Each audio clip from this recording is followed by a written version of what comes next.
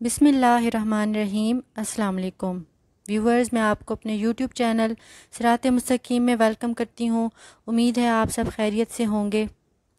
آج کی ویڈیو میں جس قصے کی بات ہونے جا رہی ہے وہ قصہ قرآن مجید کی اس صورت میں ہے جو ہم اور آپ کئی بار سن اور پڑھ چکے ہیں۔ آج آپ کے سامنے اصحاب فیل اور لشکر ابابیل کا قصہ بیان کیا جا رہا ہے۔ یہ قصہ سورۃ فیل میں ہے۔ یہ واقعہ حضور اکرم صلی اللہ علیہ وآلہ وسلم کی ولادت سے کچھ عرصہ پہلے کا ہے۔ ابرہہ یمن کا بادشاہ تھا۔ وہ جب لوگوں کو بیت اللہ کی زیارت کے لیے عرب جاتے دیکھتا تو اسے عربوں سے بہت حسد ہوتا۔ اس نے سوچا کہ میں بھی ایک ایسی عبادت گاہ تعمیر کرواؤں گا جہاں لوگ اسی طرح جائیں گے جیسے بیت اللہ جاتے ہیں۔ اس نے بڑے ہیرو جواہرات اور بڑا پیسہ لگا کے ایک عالی شان عمارت بنوائی۔ یہ ایک گرجا گھر تھا۔ ایک رات ابرہہ کے گرجا گھر میں کسی عربی نے گندگی پھیلا دی۔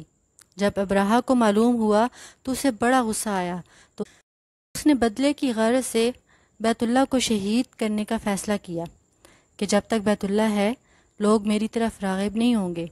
ابرہہ کو معلوم تھا کہ عرب بڑی طاقتور اور جنگجو قوم ہے اور یہ بیت اللہ کی حفاظت کے لیے مقابلہ کرے گی۔ لہٰذا ابرہہ نے ہر طرح کے وسائل اور اسباب جمع کیے اور 60,000 کا لشکر تیار کیا، اور اس کے لشکر میں ہاتھی بھی تھے۔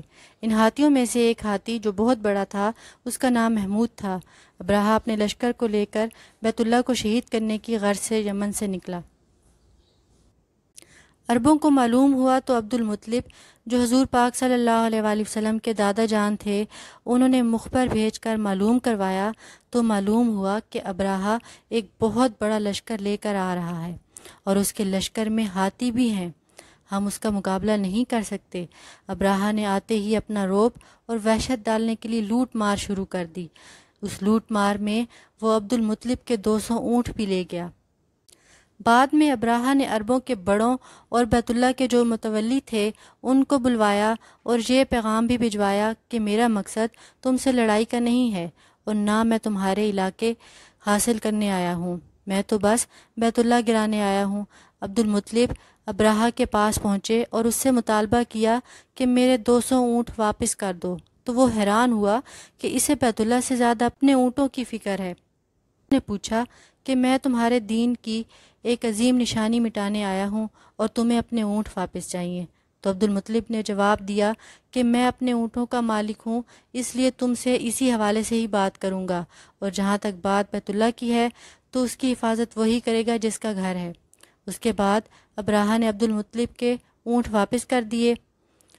ابرہہ آگے بڑھا اور عرب کے سارے قبائل کے لوگ پہاڑوں پر چڑھ گئے تو اچانک سمندر کی جانب سے کثیر تعداد میں کچھ عجیب سے پرندے آتے دکھائی دیے۔ ہر پرندے کے پاس 3 کنکر تھے، ایک کنکر ان کے منہ میں اور باقی 2 ان کے پنجوں میں، اور ان پرندوں نے کنکر ابرہہ کے لشکر پر گرانا شروع کیے۔ جہاں جہاں وہ کنکریاں گرتی تھیں وہاں سے گوشت گلنا شروع ہو جاتا۔